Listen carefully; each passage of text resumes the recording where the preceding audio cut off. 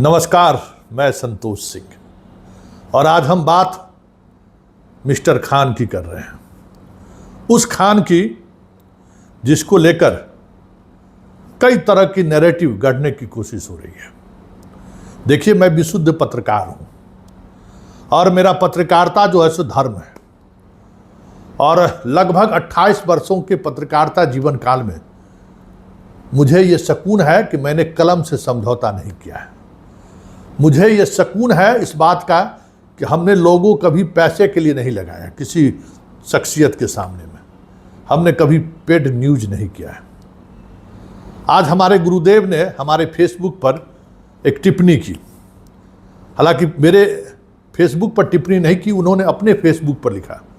गुंजन सिन्हा हमारा श्रद्धेय है। ईटीवी में 12 वर्षों तक उनका प्यार और स्नेह हमें मिला। उनके फेसबुक पेज पर हमें पढ़ने को मिला कि संतोष जी, खान के बारे में जो आप लिख रहे हैं, कोई एविडेंस आपके पास है क्या? मुझे लगा कि सर मुझे चुनौती दे रहे हैं या फिर मुझे सर आज भी गुरु की तरह हमें एहसास करा रहे हैं कि शिष्य बिना एविडेंस का खबर मत चलाया करो। जबकि आज हमने उनसे बात भी की कि सर सारे एविडेंस हमारे पास हैं, लेकिन सोशल मीडिया का जो रिदम है ना खबर चलाने का, वो कुछ अलग है। यहाँ काउंटर बैट वगैरह का कोई स्कोप नहीं है और ना ही यूट्यूब के दर्शक इस काउंटर बैट के चीज़ों को तवज्जो देता है।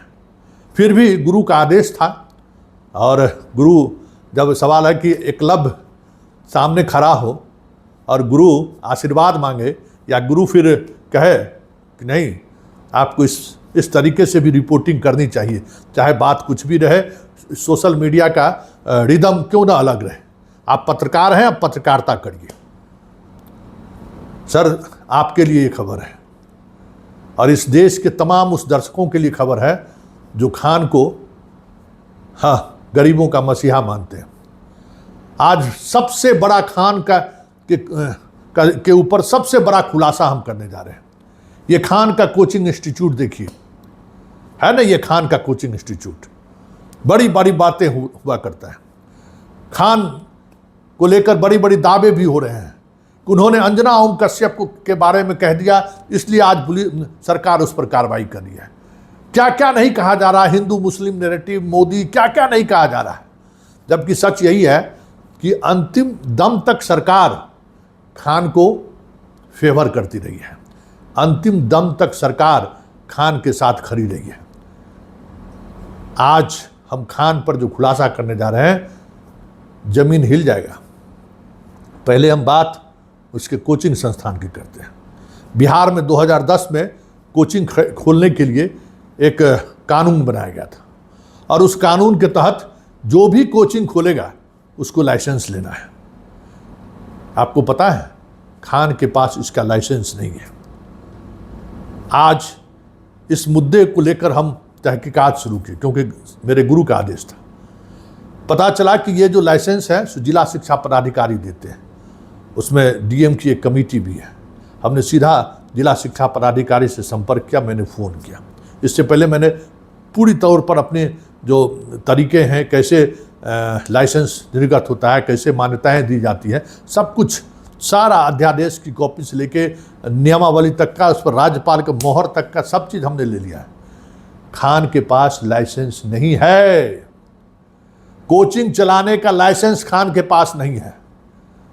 और ये बात समझ लीजिए कि जब मसला आगे बढ़ा है तो फिर इस मुद्दे पर भी तहकीकात होगी कि आखिर इनके पास लाइसेंस है कि नहीं, ये लाइसेंसधारी है कि नहीं। जब तक चीज़ें सामान्य तौर पर चल रही थी, कोई इन चीज़ों को देखने वाला नहीं है। अब मान लीजिए सीसीटीवी आ गया है तब ना। हम लोग बचपन से लेके बहुत दिनों तक बिना लाइसेंस के गाड़ी चलाते रहे, लेकिन पुलिस की पकड़ में आ गए तो फाइन तो देना ही है। इसलिए चोरी तो पकड़ी गई है। खान जनाब लाइसेंस लिए ही नहीं है। ज़रा सुनिए, पटना के जिला शिक्षा पदाधिकारी खान के लाइसेंस को लेकर जब हमने उनसे सवाल किया तो किस तरीके से उनके जुबान लड़खड़ाने लगे। ज़रा सुनिए आप भी। हाँ, हेलो। डीओ साहब बोल रहे हैं? हाँ जी। जी नमस्कार, मेरा नाम संतोष है। हम टाइम्स ऑफ स्वराज चलाते हैं। जी नमस्कार सर। नमस्ते सर। ये जो खान का जो इंस्टीट्यूट है वो जी आपके यहाँ रजिस्टर्ड है क्या? कोचिंग इंस्टीट्यूट रजिस्ट्रेशन के लिए आवेदन दिए हैं सर। कुछ फोटो वोटो मांगे थे अच्छा, डीएम सर, वो फोटो उपलब्ध नहीं करवाए थे, इसलिए जो है क्या कहते हैं अभी तक उसका रजिस्ट्रेशन नहीं हो सका था। तो वो सर बिना रजिस्ट्रेशन के ही अभी कोचिंग चला रहे हैं? हम्म, अभी तो रजिस्ट्रेशन नहीं हुआ उनका, क्या कहते हैं निबंधन नहीं हुआ अभी तक तो। निबंधन नहीं हुआ है ना? जी अच्छा, ठीक। ठीक सर, ठीक ठीक ठीक। लेकिन हो जाएगा सर अब। हाँ, नहीं होना मतलब ये अभी जैसे देख मान लीजिए, बिना आप चलाए हुए चला रहे हैं कोई बात नहीं, लेकिन जब अब घटना घट गई तब हाँ तो अब ये जानकारी हम लोग लेंगे ना भाई कि वो जी रजिस्टर्ड भाई, जो नियमावली जो कानून बना है उस जी। कानून के तहत आपको पहले खोलने से पहले आपको रजिस्ट्रेशन करा लेना है।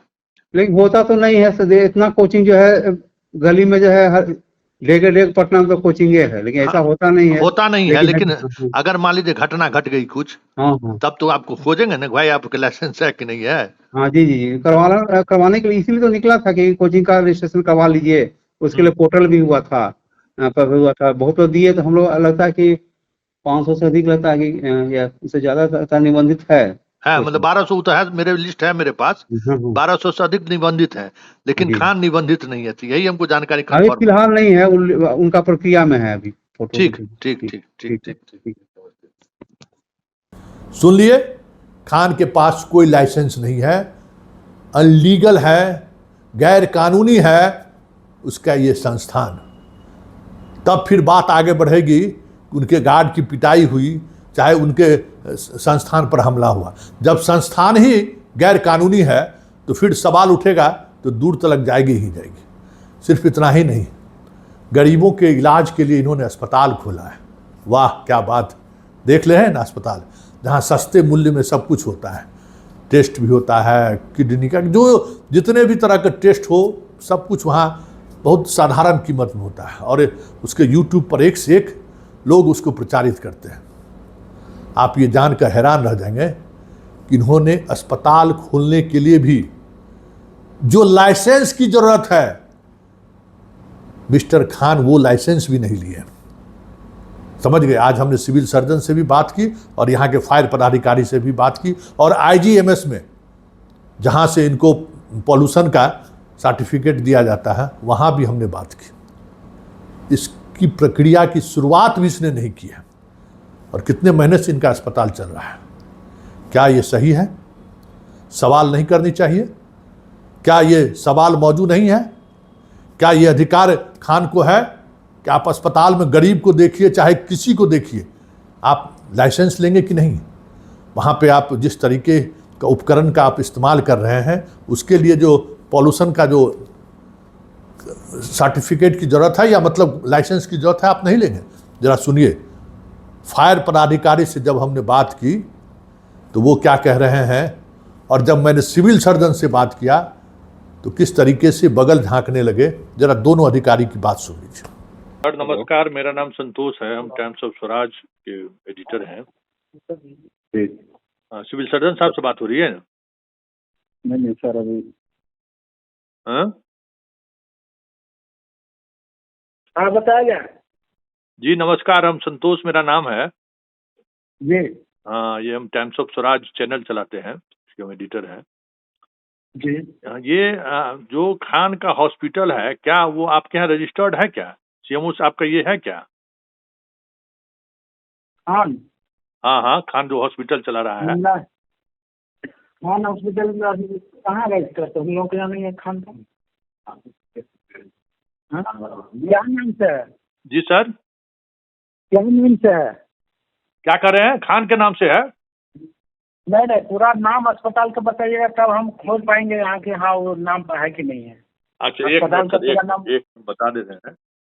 वो जो जिस नाम से हॉस्पिटल चला रहा है ना, एक मिनट सर, एक मिनट सर, एक मिनट सर,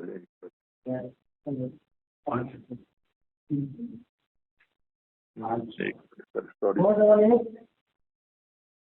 सर, वो जो है खान हेल्थ केयर करके चला रहा है सर। क्या बोले? Khan health care. तो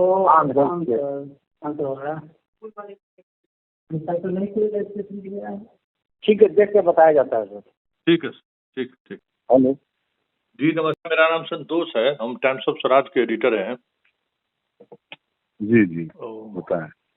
ये अभी हम उसका जो खान का हॉस्पिटल है उसका अभी सिविल सर्जन साहब से भी हम बात किए हैं। ये आपके यहाँ लाइसेंस के लिए वो अप्लाई किया है क्या? खान हॉस्पिटल का अप्लाई किए हैं कि नहीं ये तो हमको नहीं पता, पर हम लोग जांच किए हैं, उसमें कुछ कमियां हैं। नहीं, मान लीजिए कि बिना लाइसेंस लिए हुए अस्पताल चला रहा है तो ये तो अपराध है ना? नहीं तो लाइसेंस तो नहीं है उनके पास, पूर्व से लाइसेंस नहीं है, फायर सेफ्टी का लाइसेंस पूर्व से उनके पास नहीं है। तो बिना लाइसेंस लिए हुए कैसे अस्पताल चला रहा है वो? ये तो सिविल सर्जन साहब को सोचना चाहिए ना, वो कैसे दे दिए हैं? वो तो नहीं दिए हैं। तो हम भी नहीं दिए हैं। वही ना, और बिना आपके दिए हुए सीएमओ दे ही नहीं सकता है। हाँ तो वो अनऑथराइज चला रहा है फिर एक तरीके से।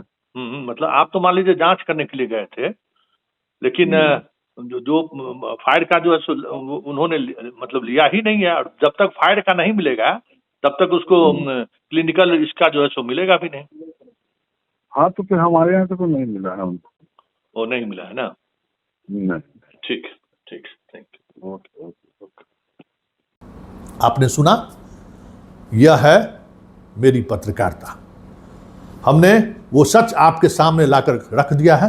अब आप तय कीजिए कि खान गरीबों का मसीहा है या फिर गरीबों का दुश्मन। खान कानून का नहीं पालन करने के लिए खान की जिम्मेवारी तय होनी चाहिए ना। हम कानून नहीं मानेंगे। खान पर हम सवाल इसलिए खड़े करते थे कि वो कानून नहीं मानता है। सरकार का एक बड़े संवर्ग का उसके ऊपर संरक्षण था। ये आप समझ रहे हैं ना कि पटना जैसे शहर में इतने बड़े कोचिंग संस्थान जहां हजारों स्टूडेंट एक साथ पढ़ते हैं, बिना लाइसेंस का चला रहा है। क्या कौन सा गरूर है इसको? कौन सी पकड़ है इस पर? अस्पताल खोल दिया, इतना बड़ा अस्पताल बिना लाइसेंस का। क्या यह संभव है? कोई इस तरीके से अस्पताल खोल सकता है? कोई इस तरीके से कोचिंग संस्थान खोल सकता है? अगर वो खोला है तो क्या ये सही है कि बिना लाइसेंस के आप चलते चलिए? ये रिपोर्ट खान के उस कारगुजारी से जुड़ा हुआ है, जो कारगुजारी उन्हें ब्यूर के जेल के सलाखों के पीछे ले जा रहा है। चलिए, फिलहाल इतना ही। संतोष की रिपोर्ट में इजाज़त दीजिए। नमस्कार।